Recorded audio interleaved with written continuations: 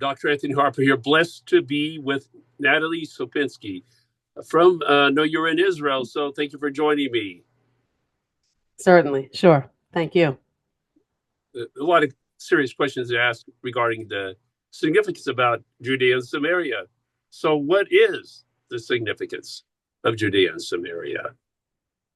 Judea and Samaria is the heartland of Israel. It is the Bible Belt of Israel, and it's where all the historical action took place in the Bible, in the First Testament. Avram and Sarah are buried here in Hebron. That was the first capital city of Israel. King David's first rule was there for 7 years.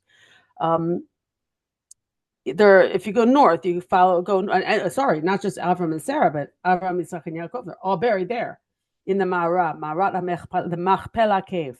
Very well known. King Herod built that property, and it is huge, huge. The Arabs today live in Hebron with the Jews. Arabs are 220,000 there. Jews, only like 100 families. Big city, and Hebron is so ancient, and there's always been a Jewish presence there. And that is one big part of Judea and Samaria. But if you go north, you go towards Bethlehem. You saw Bethlehem. I think that's where Jesus was born. Right? Yes. Was he born there? Yes. Okay, so that's another city, and but that's known for Jews because that is where we have one of our imaot, one of our mothers is buried there. Rachel has her tomb there. She's buried there, and then you keep going north, and you go to Jerusalem, and you keep going north past Jerusalem, which is the capital city of Israel, still today. Undivided capital of Israel. You go north and you go into Benjamin region, which is the Shomron, and you hit Shiloh, which is where the first ark was. That's where the Jews came into Israel, crossed into Jericho, which is also up there. They settled in Shiloh, and then that was their first where they had their ark. That's where they camped out for years. Then you keep going north and you see Joseph's tomb, where he's buried in Shechem, which the Arabs called Nablus. These are all very significant events and places in our history. And that's just like a little bit. I mean, I'm not a Torah scholar, but there are just tons of stories that things actually happened. Not just people were buried, but things happened in these places. There's for instance, the Highway 60. That's our main road here, like you would call I-95, the main road in the eastern United States. Well, we have 60, Route 60, or the biblical highway, because that goes from Beersheba down south, up through Judea, up through Jerusalem, continuing up to Benjamin, to the Shomron. And that is the way that people used to walk to Jerusalem to make their pilgrimage. And along that route, you see lots of ancient ruins. You see lots of ancient Roman fortresses that were built, and places where people would go with their cattle and actually camp out underneath in the caves, where it was cooler in the summer and warmer in the winter. And you could see these landmarks showing the way. These signposts, they're still there. They're still there. That's all throughout Judea and Samaria. That's all throughout this area. And not just that, we are in the mountains. We are on the mountain ridge between us and the east, and the Jordan River. And strategically, it's very significant, very important for security. We need to be in control of this area. So there has been a significant form of violence in that area? Always, forever. This is where people call it the West Bank, the occupied territories. That's the same area. It's the same thing, just a different name. There are 270,000 Arabs living here. I'm sorry, I'm wrong. Over 2 million Arabs, okay? And 2,700,000 Arabs, 2,700,000 Arabs, 670,000 Jews. All right, there are 3 times as many as than us. And they have big cities. Now, a big city to us is 80,000 people. We have 1. Beitar Elite in Benjamin. They have Shechem, they call Nablus. They have Hebron, 220,000 people. They have Beit Lechem, which is more like 50,000 people. They have Jenin, maybe 60,000, more, I believe more. They have Talkurim.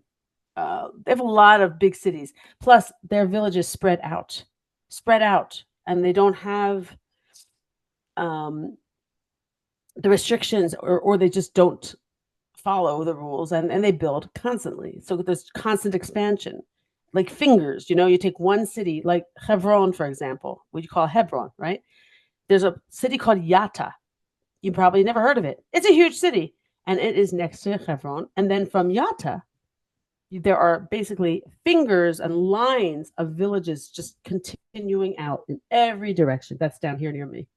And we have like a city right next to me, a city, some Arab city, an extension of Yatta, and it makes it dangerous. These are not, for the most part, these are not peaceful, even though, we live pretty peacefully for the most part, but there is terror.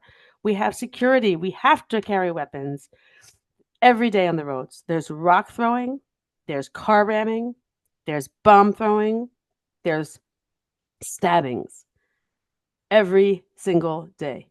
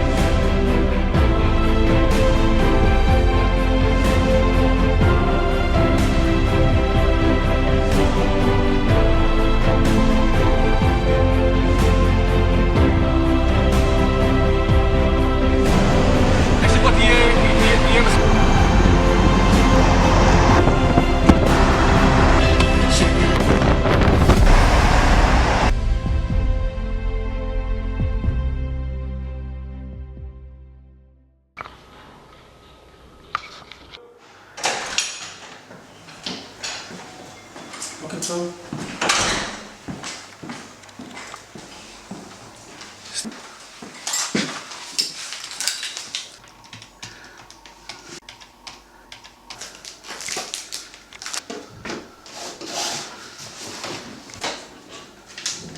חשד לאירוע פח"ע, לצורך העניין. שדיווח ראשוני על חשד לאירוע פח"ע. 19,199 בדרך.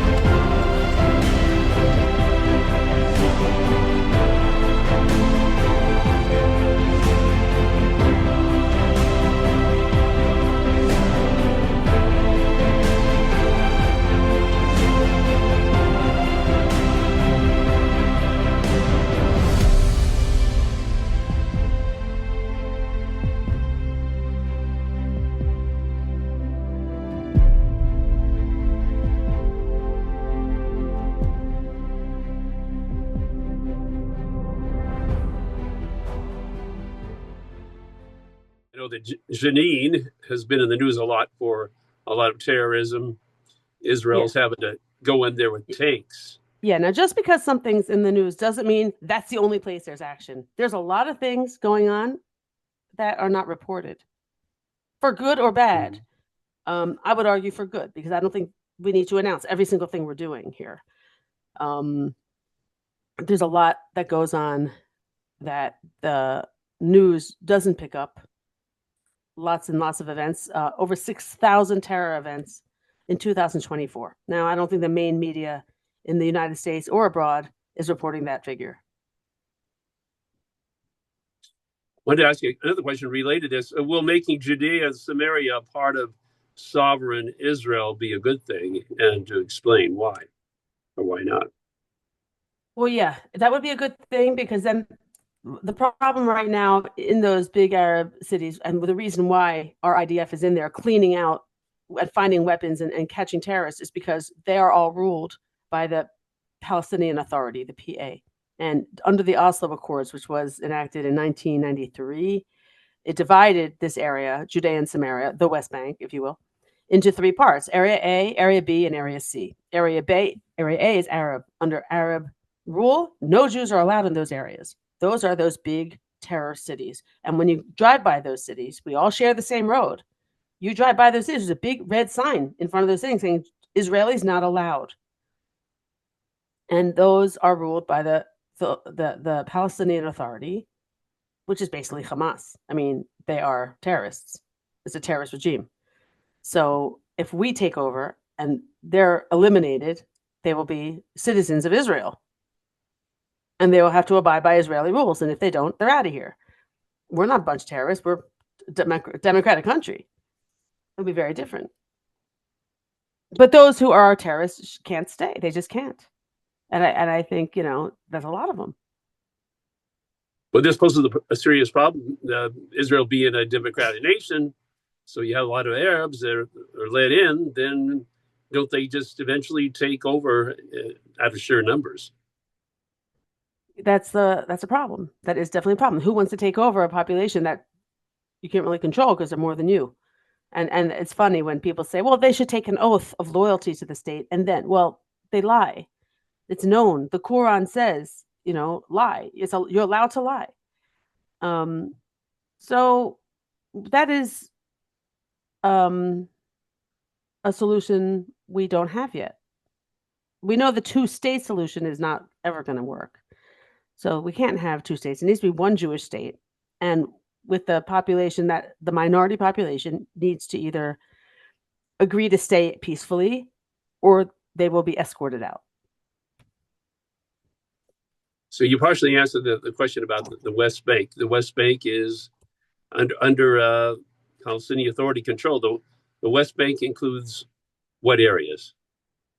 Judea and Samaria. It's the same thing. It's just a different name. That is north of Jerusalem and south of Jerusalem. You have Jerusalem in the middle. North is the Shomron, Samaria. South is Judea, Judah. And even those are divided into sections. The area is pretty big. It's in all, it is 2,180 square miles. All right. So if I drive from the bottom to the top, the length is 80 miles. Okay. It takes 2 hours to get from my house. I'm in the south all the way to the north of the Jordan Valley. And across is not so wide, 24 miles across. It's about the size of Delaware. That's about the size of Judea and Samaria, or the West Bank. Now, the West Bank is a name that was used and adopted by Jordan in 1948, right? And we won that area back in the Six-Day War in 1967. And that name was used really to disassociate the Jews from this area. I mean, the biblical name is Judea and Samaria, Yehuda and Shomron. I'm a Jew from Judea, right? That's the biblical name. So the West Bank was taken to make it sound like the West Bank of Jordan, but we're not. It's not accurate, and it was used to harm us and to disassociate us. And that word, that title, that name, it's just not. It's not right, and it shouldn't be used anymore. It's used by our enemies. So how do things change for all of you there after October 7th? Here we just stepped up security, basically. Every yishuv, every community here has a security team, and they're like older men, 40 plus. We had a team. We live in a community with 200 families. Our team was about 8 men. All right. And they would practice and do drills. And we also have the Army helping us. Okay. We have a few soldiers here. As the community grows, the soldiers decrease. So, for example, when I came here 20 years ago, 70 families were here. We had 16 soldiers every week on a weekly rotation. As the community grew, those soldiers were taken away, and we had to handle our own security. Today, we have 210 families, and we only have 4 soldiers. After October 7th, we got another 8 soldiers. Our own security team, which had been 8 men, grew to 40. 40! And constant security, constant with vehicles, security vehicles going around, 4-hour shifts. Also, men stationed as strategic points. We added some lookouts. We added some sandbags in some areas and upgraded our equipment. There were fundraisers to get more helmets and vests, to get drones. And it's been effective. We've been quiet. We've had quiet. We had one incursion, actually October 9th, but been very quiet. We thwarted some attacks. There was an attack scheduled right outside of Yishuv near Yatir. We found it. We stopped it. And it's been quiet because we are vigilant. We're active. We're out there. And you have to be, your enemies have to see you. They have to see that it's going to be hard to get in. You can't be asleep.